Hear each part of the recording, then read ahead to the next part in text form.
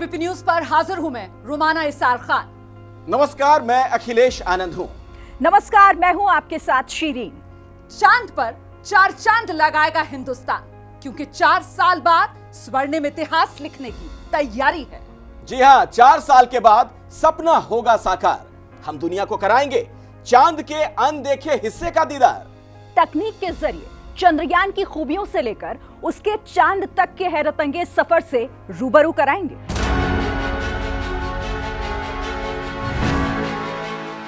हम इस वक्त श्रीहरिकोटा के उसी इसरो लॉन्च पैड पर वर्चुअली मौजूद हैं, जहां से अब से कुछ घंटे के बाद भारत की उम्मीदें उड़ान भरने वाली हैं। मेरे पीछे वही विशाल बाहुबली सीना ताने खड़ा है, जो 140 करोड़ हिंदुस्तानियों की जिद को जुटाकर विजय गाथा लिखने अंतरिक्ष में जाने वाला है। और हम इस वक्त रॉकेट के उस हिस्से के पास मौजूद हैं, जहां हिंद का मस्तक ऊंचा करने वाला चंद्रयान फिट है। इस मिशन का पहला टारगेट है चंद्रमा के दक्षिणी ध्रुव पर लैंडर की सॉफ्ट लैंडिंग। दूसरा टारगेट है रोवर का चंद्रमा की सतह पर चहलकदमी करना। और तीसरा टारगेट है वहां से जुटाई जानकारी के जरिए चंद्रमा के रहस्य से पर्दा उठाना।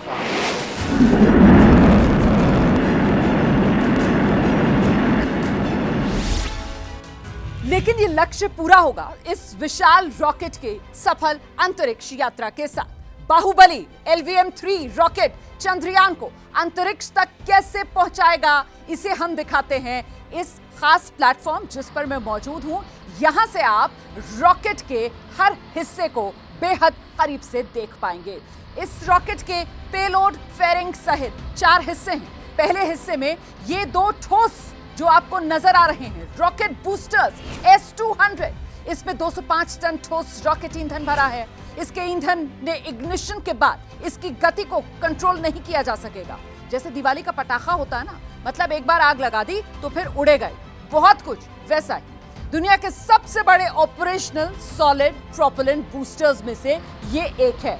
इन दोनों के बीच जो आपको सफेद रॉकेट का हिस्सा नजर आ रहा है वो L110 लिक्विड स्टेज इंजन है।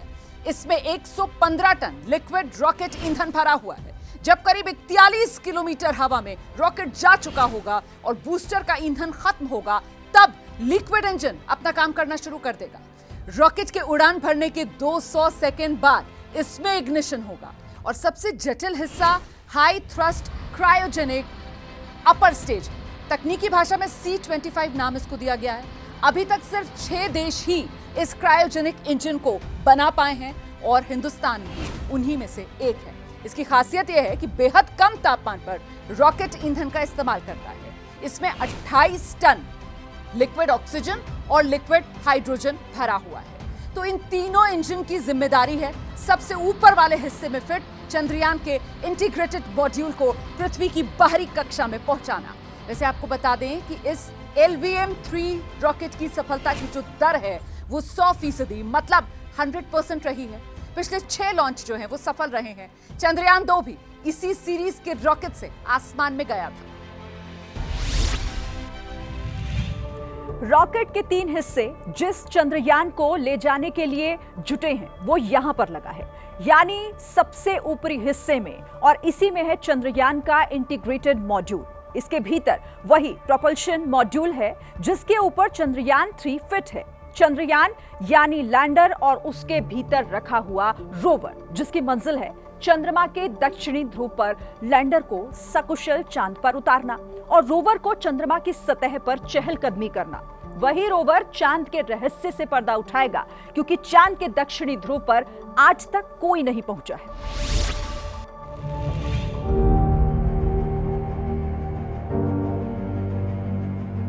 अब रॉकेट कैसे चंद्रयान को पृथ्वी की बाहरी कक्षा में पहुंचाएगा, वो हम इसके रूट के जरिए समझाते हैं। ये जो मेरे पीछे आप लॉन्च व्हीकल्स देख रहे हैं, दोनों S-200 बूस्टर के एक साथ इग्निशन के बाद उड़ान भरेगा। उस वक्त रॉकेट की रफ्तार होगी 1627 किलोमीटर प्रति घंटे। इसके बाद L110 liquid stage engine start होगा। लॉन्च के 108 सेकेंड बीत जाने के बाद रॉकेट तब तक आसमान में 45 किलोमीटर ऊपर पहुंच चुका होगा। रफ्तार बढ़कर हो जाएगी 6437 किलोमीटर प्रति घंटे। इसके बाद दोनों बूस्टर 127वें सेकंड में यानी करीब 2 मिनट के बाद रॉकेट से अलग होंगे। तब तक आसमान में 62 किलोमीटर ऊंचाई पर रॉकेट पहुंच चुका होगा। रफ्तार बढ़कर पहुंच चुकी होगी करीब 7000 किलोमीटर प्रति घंटे। इसके बाद चंद्रयान 3 को वायुमंडल की गर्मी और नुकसान से बचाने वाली हीट शील्ड अलग होगी, यानी जिस हिस्से में चंद्रयान का इंटीग्रेटेड मॉड्यूल है वो अलग होगा और चंद्रयान का इंटीग्रेटेड मॉड्यूल खुले आकाश में दिखने लगेगा। 195वें सेकंड हो चुके होंगे आसमान में 115 किलोमीटर की ऊंचाई पर और रफ्तार 9200 किलोमीटर के पार लिक्विड इंजन रॉकेट से अलग हो जाएगा और रफ्तार बढ़कर 16000 किलोमीटर के पार होगी और फिर लॉन्च व्हीकल से यह लिक्विड इंजन भी अलग हो जाएगा। अब इस क्रायोजेनिक इंजन के काम करने की बारी आएगी। 2 सेकंड के भीतर क्रायोजेनिक इंजन स्टार्ट होगा।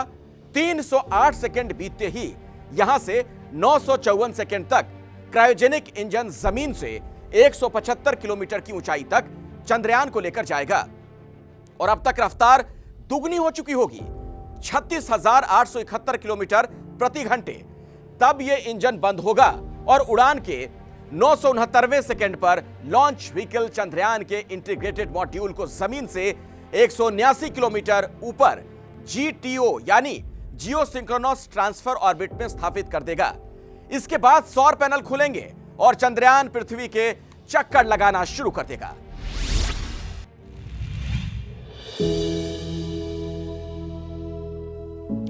यहीं से अगले 1 महीने तक चंद्रयान पृथ्वी के चक्कर काटने के बाद और धीरे धीरे चरणों में अपनी कक्षा बढ़ाने के बाद चांद की कक्षा में प्रवेश करेगा। चंद्रमा की कक्षा में प्रवेश के बाद 100 किलोमीटर की कक्षा में आने के बाद लैंडर को प्रोपल्शन मॉड्यूल से अलग किया जाएगा। फिर लैंडर अपनी स्पीड कम कर सकेगा, जिसके बाद आदर्श परिस्थिति में लैंडर की चांद पर सॉफ्ट लैंडिंग होगी। लैंडर के चंद्रमा की सतह पर उतरने के बाद रोवर लैंडर से नीचे आएगा और चंद्रमा की सतह पर चलेगा। चंद्रयान 2 के लैंडर विक्रम ने चंद्रमा की सतह से करीब 2 किलोमीटर पहले ही संपर्क खो दिया था और चांद पर उसकी क्रैश लैंडिंग हो गई थी। लेकिन इस बार मिशन चंद्रयान 3 में ऐसा क्या सुधार किया गया है जिससे मिशन की सफलता के चांसेस और बढ़ जाते हैं? इसके लिए आपको लेकर चलते हैं इसरो सेंटर।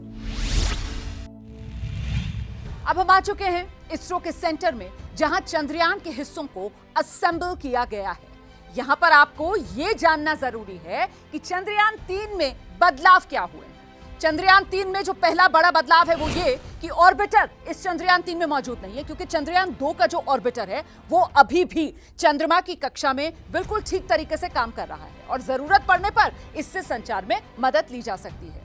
तो चंद्रयान 3 में ऑर्बिटर नहीं है और इसकी जगह प्रोपल्शन मॉड्यूल को लगा दिया गया है जो नेविगेशन में मदद करेगा, यानी आवश्यक कक्षा में ठीक से पहुंचाने में मदद करेगा चंद्रयान।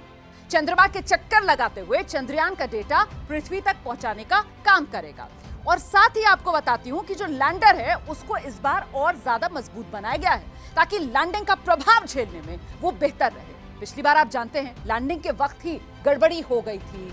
लैंडर के पैर जो हैं वो इस बार और अधिक मजबूत बनाए गए हैं ताकि जो लैंडिंग का इंपैक्ट है उस समय ज्यादा मजबूती से चांद पर कदम अपने जमा सके।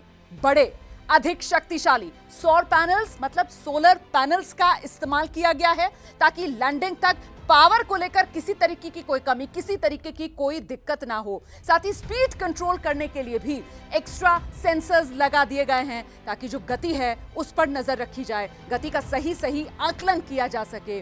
और साथ ही इसमें कई फॉल बैक यानी वैकल्पिक सिस्टम और सेंसर्स लगाए गए हैं ताकि किसी सिस्टम, किसी सेंसर में अगर कोई दिक्कत होती है, कोई फेल हो जाता है तो फिर उसकी जगह दूसरा सिस्टम, दूसरा सेंसर काम कर सके।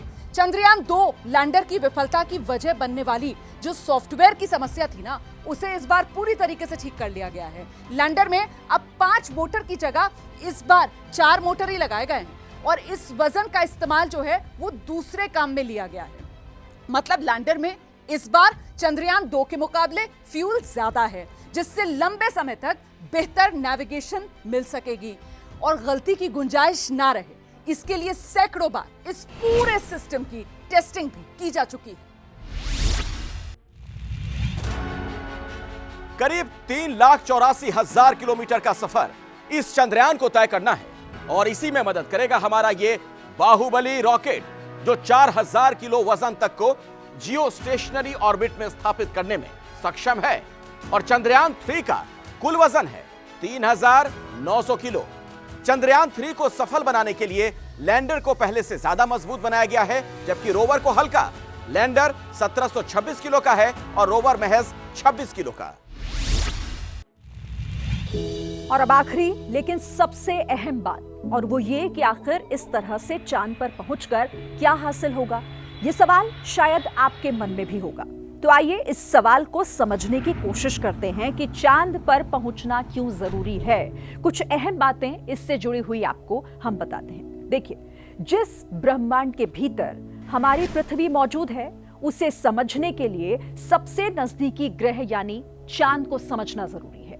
ये दुनिया को अपनी क्षमता दिखाने का मौका है कि हम कम खर्च में रॉकेट लॉन्च से लेकर स्किल्ड मैन पावर के जरिए कामयाब हो पाए हैं।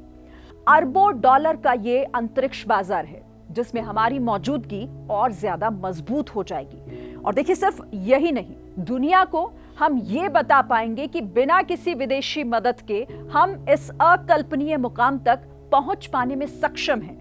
चंद्रमा पर सॉफ्ट लैंडिंग करने वाला चौथा देश बनकर भी दिखाना है। चंद्रयान 2 की पिछली असफलता को पीछे छोड़कर इसरो और देश के मनोबल को और ज्यादा बढ़ाना है। और चंद्रयान 3 की सफलता से हमें सूर्य मिशन और मानव अंतरिक्ष मिशन गगनयान के लिए भरोसा भी पैदा होगा। और इस भरोसे के लिए इसरो के वैज्ञानिकों ने पिछले 4 सालों में बहुत ज्यादा मेहनत की है, दिन रात मेहनत की, जिसका नतीजा आपके सामने है। आपको पता है चांद पर लैंडिंग इतनी खतरनाक क्यों है? क्योंकि चांद पर वायुमंडल नहीं और ना ही लोकेशन बताने वाला जीपीएस। चांद के साउथ पोल पर साफ नहीं दिखने की वजह से यहां लैंडिंग मुश्किल है, जिसे पहली बार हिंदुस्तान के वैज्ञानिक साकार करने जा रहे हैं। तभी तो हमारी मुट्ठी में होगा चांद।